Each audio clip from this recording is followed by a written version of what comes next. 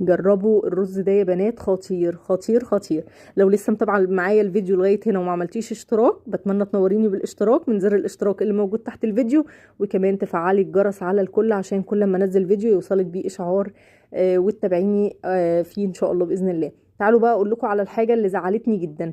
فاكرين دول احنا اشتريناهم مع بعض قبل كده في فيديو، وريتهم لكم في فيديو مشتريات قبل كده، واتركنوا معايا في الدرج.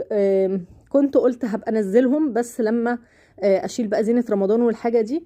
فحصلت حاجة زعلتني جدا، ان هو وقع واحد منهم، العلبة اتفتحت فالزياتة دي وقعت واتكسرت، وكمان البراد البايركس اتكسر. فقدر الله ما شاء فعل، بس زعلت جدا يعني الاتنين جم مع بعض كده في وقت واحد.